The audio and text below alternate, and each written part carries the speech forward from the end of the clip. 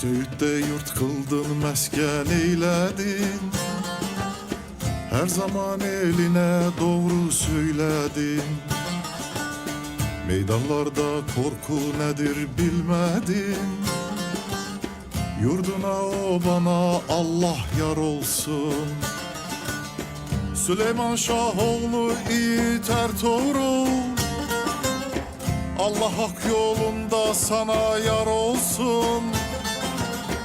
Tarihte olmadı sen gibi oğul, Allah zaferlerde sana yar olsun.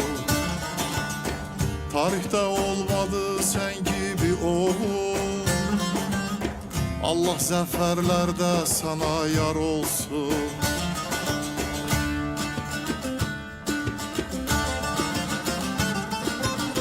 Bir ceylan gözlüye gönül bağladım, dinmeyen sevdanla yürek dağladın. Bazen seller gibi coşup çağladın. Vuran kollarına Allah yar olsun.